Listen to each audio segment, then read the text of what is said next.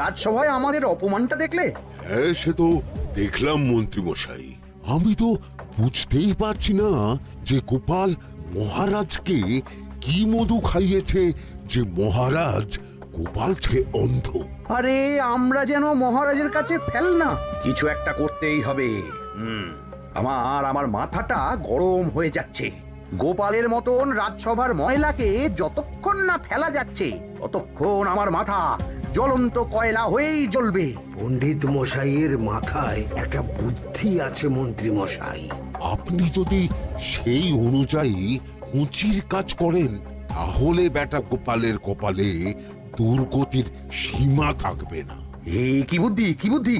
আপনি বরং এই ব্যাপারে পণ্ডিত মশাইয়ের সাথে একবার আলোচনা করে নিন। আমি চলি, কেমন? আমি চলি। হ্যাঁ হ্যাঁ, এসো এসো এসো এসো।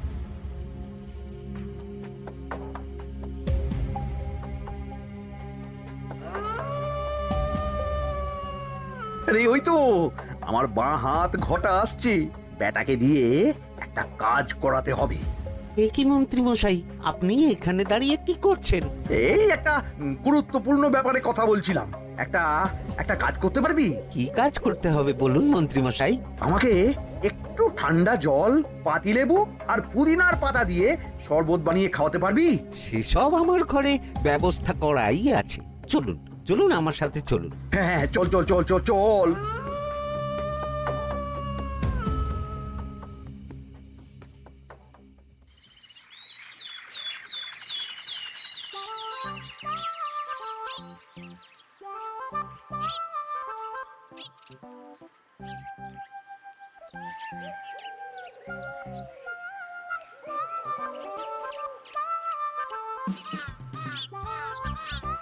কি ব্যাপার পণ্ডিত, এত গুম মেরে আছো কেন?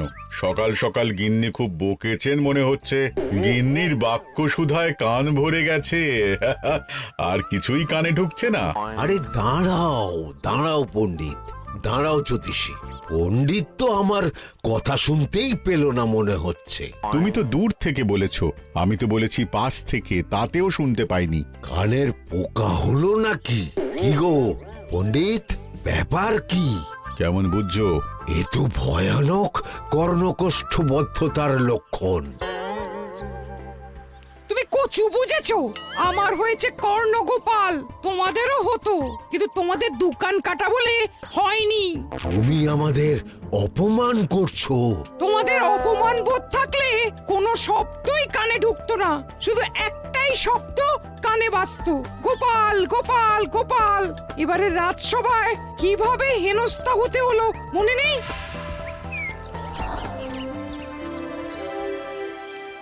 মহারাজ, একটা ভিক্ষা আছে। ভিক্ষার জন্য কৃষ্ণনগরের রাস্তাই সবচেয়ে উপযুক্ত জায়গা গোপাল, তুমি বরং সেখানেই যাও।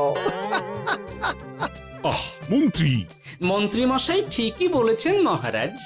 যে যার নিজের জায়গা থেকে কথা বলে। কুকুর বলে ভৌ ভৌ, বেড়াল বলে মিউ মিউ, কাক বলে কা কা।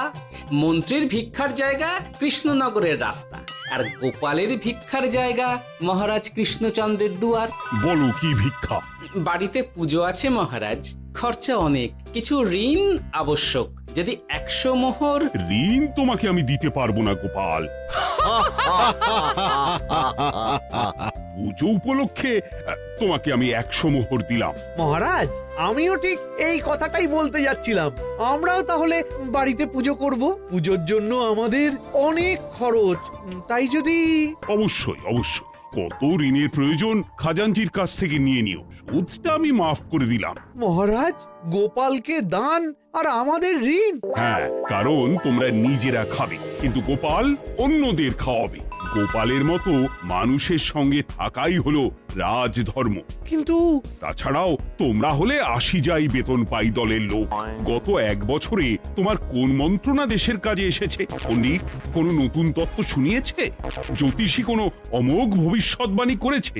আর বৈদ্য 3 বছর ধরে আমার হাঁটুর ব্যথা সারাতে পারেনি। কিন্তু গোপাল, গোপালের ভাঁড়ে হাস্যরসের কখনো অভাব হয়নি। মনে আছে? আছে। কিন্তু করার তো কিছু নেই। আছে। কিছু ভেবেছো নাকি পণ্ডিত?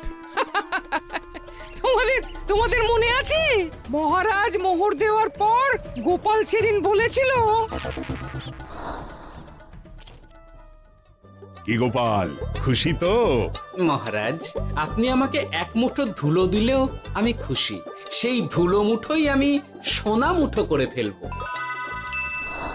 মনে নেই আবার? একটু ঝেড়ে কাশো তো দেখি পণ্ডিত, কি ভেবেছো? যা হবে দেখতেই পাবে।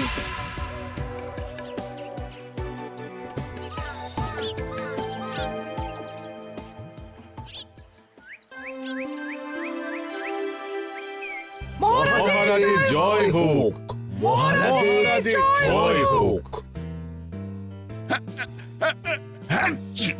ওরে বাবা, এই যে সকাল সকাল চান করে ঠান্ডা লেগে গেল মনে হচ্ছে। মহারাজ, ওই কবি গান উপলক্ষে গত মাসটা আমি কৃষ্ণনগরের কোণে কোণে ঘুরে বেরিয়েছি। প্রজাদের মধ্যে একটা অসন্তোষ আমি লক্ষ্য করেছি মহারাজ। অসন্তোষ? আমি তো জানতাম আমার শাসনে প্রজারা সুখে আছে।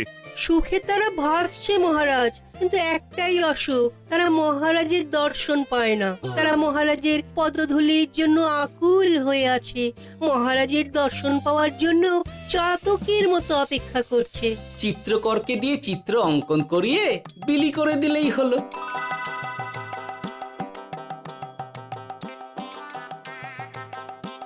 খুব ধুলো হয়েছে মহারাজ, কিন্তু এত ধুলো।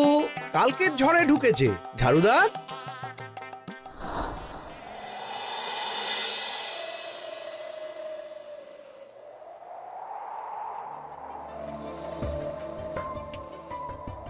এই সুযোগ, রাজসভা ফাঁকা, এমন ঝড় যে পেয়াদারাও বাইরে নেই। কাজটা সেরে ফেল, বুঝলি?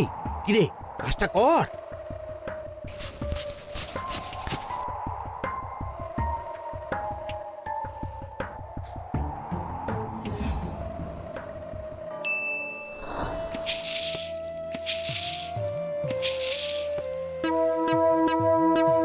এত ধুলো! উফ, মহারাজ, কাল ঝড়টা বড় সাংঘাতিক হয়েছিল। তা বটে। আচ্ছা গোপাল, তুমি বলেছিলে মহারাজ তোমাকে এক মুঠো ধুলো দিলেও সেটা সোনা হয়ে যাবে। এখনো সেই কথাই বলছি। মন থেকে বলেছিলে না মহারাজকে তেল দেবার জন্য? তেল দেওয়ার দায়িত্বটা তো আপনি নিজের কাঁধেই নিয়ে ফেলেছেন। আমি যা বলি সত্যি বলি। আজ যদি এই 4 ঝুড়ি ধুলো মহারাজ তোমাকে উপহার দেন, তখনও একই কথা বলবে? নিশ্চয়ই। মহারাজ, গোপালকে এই 4 ঝুড়ি ধুলো দেওয়ার হুকুম হোক। কি গোপাল, আমি তোমাকে যদি এই ধুলোর ঝুড়িগুলো দিই, তা থেকে সোনা আসবে নাকি? আসবে মহারাজ, মোহরের বস্তা আসবে। যদি না আসে, আপনি বলুন। তোমাকে কৃষ্ণনগর ছেড়ে চলে যেতে হবে। রাজি? আর যদি আমি পারি, তাহলে আপনাকে এই মন্ত্রীর চাকরি ছেড়ে দিতে হবে। কি রাজি? কি মন্ত্রী, রাজি? রাজি। গোপাল? রাজি মহারাজ। আচ্ছা, আর কেউ মন্ত্রীর পক্ষে বাজি ধরেছেন নাকি? হ্যাঁ, আমি আমি আমি আমি ও গোপাল এবার যে মরণ কুয়োতে ঝাঁপিয়েছে, সেখান থেকে আর উঠে আসতে পারবে না। পুরো থেকে মোহরের বস্তা আসবে। এ হচ্ছে ওই গোপালের উন্মাদ রোগের শুরু। দেমাক দেমাক, মহারাজের পিঠ চাপড়ানি পেয়ে পেয়ে গোপাল ভেবেছে যে ও সব কিছু করতে পারে। এবার শুধু সেই দিনকার অপেক্ষা, যেদিন গোপালকে উল্টো গাধায় চড়িয়ে কৃষ্ণনগর থেকে বার করে দেব। এতটা নিশ্চিন্ত হবেন না মন্ত্রীমশাই।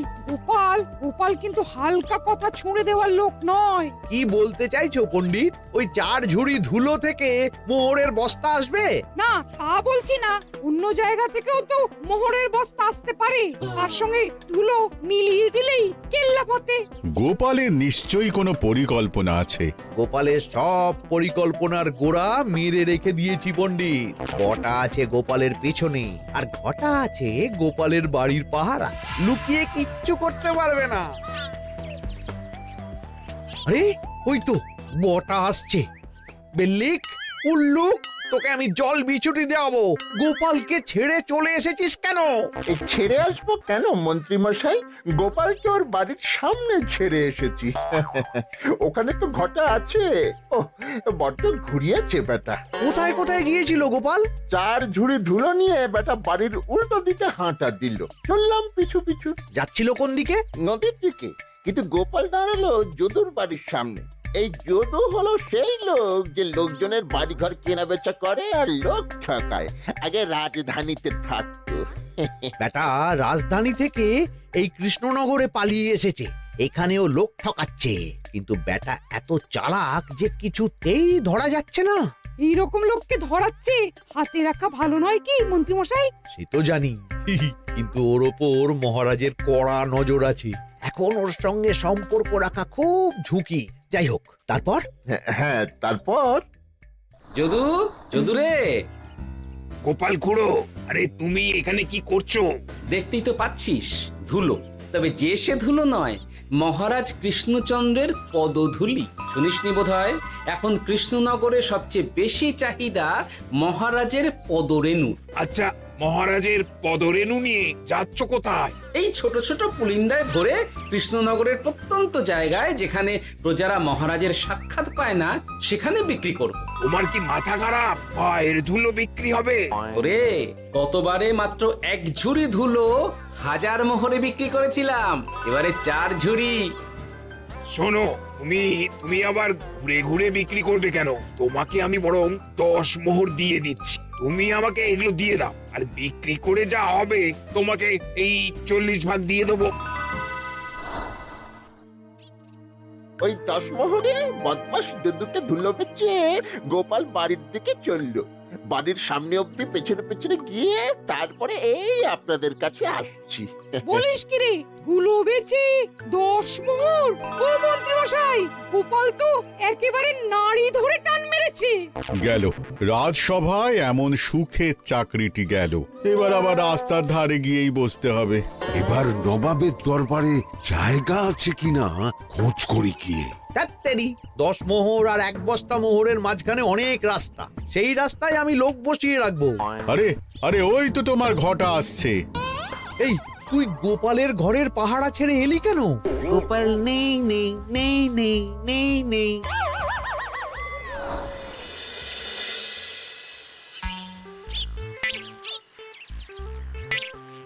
আরে, ভয় পেলি নাকি? না না না না না, ভয় পাবো কেন? শোন, তোকে পেয়ে আমার খুব ভালো হলো বুঝলি।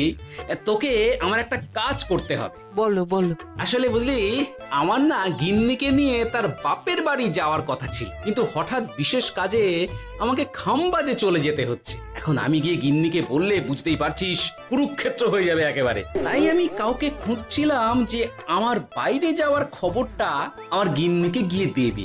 তুই পারবি বাবা ঘটা? ওরে বাবা! আরে আরে আরে, ভয় পাস না, তোকে গিয়ে মুখে কিছু বলতে হবে না। এই নে, এই চিঠিটা আমার বউকে দিবি।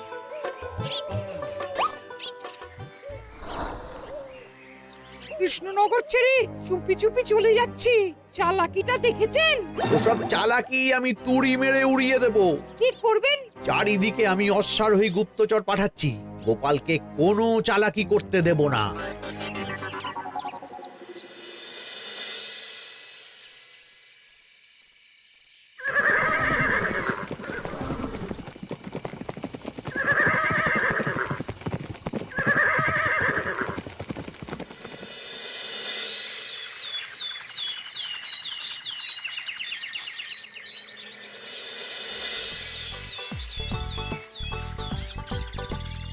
অং বং পিং পং। হ্যাঁ, ওরে বাপ রে, এ আবার কি বলে? মানে বুঝিতে পারিলে না?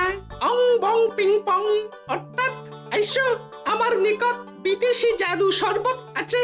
ইহাতে তৃষ্ণা নিবারিত হয়, শক্তি বৃদ্ধি হয়, ঘুম ভালো হয়, সম্পর্কের উন্নতি হয়, জামা কাপড় ফর্সা হয়, তু শব্দ না করে সকাল সকাল কষ্ট পরিষ্কার হয়। মূল্য মাত্র 1 মোহর। বোঝো, ওইটুকু অং বঙ্গের মধ্যে এত কিছু? ঠিক আছে, তা দাও দেখি। আপাতত টেস্টটা তো মিটু, বাকিগুলো পরে বোঝা যাবে।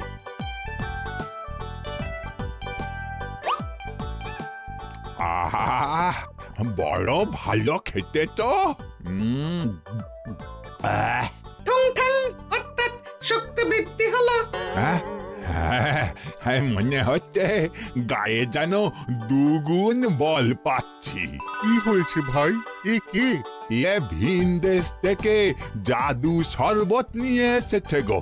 জাদু শরবত ভিন দেশ? একেবারে, হ্যাঁ, একেবারে বহু ভুজা শরবত।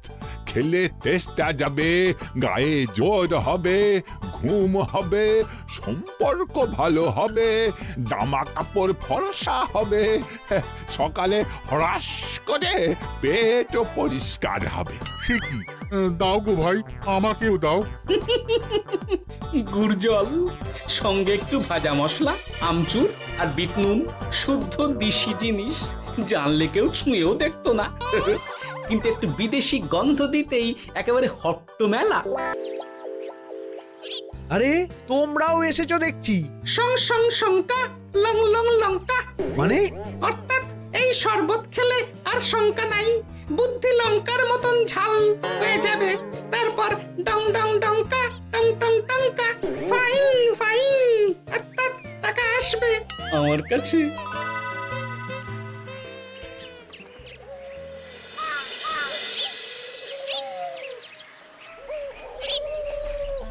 ঝপ ঝপ ছপাং, ভট ভট ফটাং, অর্থাৎ উহাকে দৌড়িয়েছ কেন?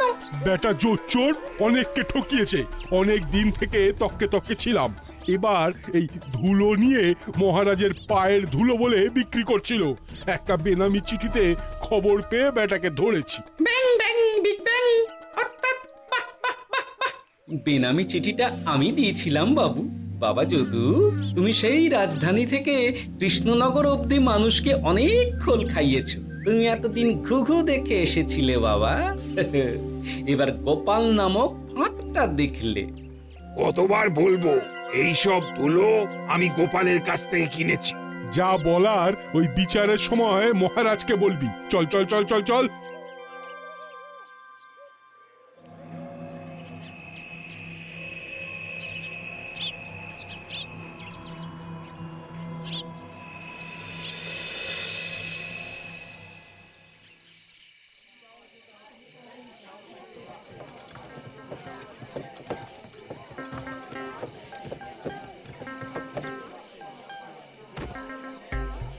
ঝন্টু মন্টু ননাঙ্কু। নাও ঠেলা। এ সাহেব বলে কি ফু দিয়ে দিতে হবে? কি বলছো সাহেব? বুঝতে পারছি না, কোথায় ফু দেব? ঝন্টু মন্টু ননাঙ্কু, অর্থাৎ লবণ আছে? আছে আছে সাহেব আছে। কত লাগবে? ভান্ড ভরি আন্ডাকারি, অর্থাৎ যা আছে সব।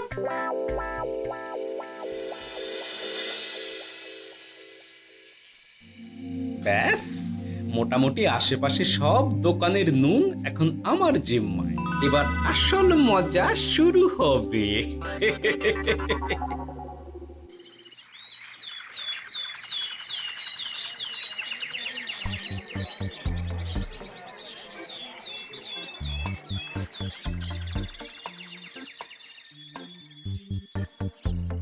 নুন আছে? না হুজুর, গোটা কৃষ্ণনগরেই নুন নেই। ওই দেখো, পুরো রাজসভাই বাজারে জড়ো হয়েছে। শান্তামনা, শান্তু মন্টু। এ আবার কি বলছে রে বাবা? শান্তামনা, শান্তু মন্টু, অর্থাৎ জনগণ শ্রবণ করুন। নান্টু কান্টু, নুন কিনবেন? আন্টু আন্টু, আসুন আসুন। আমার আমার এক সের নুন লাগবে। শান্তু, অবশ্যই 1 সের লবণ 10 মোহর। এক সের 10 মোহর? 10 মোহর লইবেন না লইবেন না? না, নেব না। উত্তম উত্তম, গান্ডা পিণ্ডে ঢিসুম ঢিসুম, অর্থাৎ তাহা হইলে নুনের বদলে গৃহিণীর প্রহার ভক্ষণ করুন। আমাকে এক সের নুন দিন। আমাকেও আমাকেও। নুন ছাড়া বাড়ি ফিরলে গিন্নি ঘর ছাড়া করবে আমাকে। শুনলাম কৃষ্ণনগর থেকে নুন উধাও। আছে মহারাজ, আছে। কৃষ্ণনগরের সব লবণ আমার নিকটে আছে। 1 সের 10 মোহর। এত দাম? দাম তো হবেই মহারাজ। লবণ ছাড়া রান্না কেমন হবে ভাবিয়া দেখুন। ঠিকই বলেছ, রাজপাকশালেও তো রান্না বসেনি। 100 সেরের মতন রাজপ্রাসাদে পাঠিয়ে দাও। 1000 মোহর দিয়ে দাও।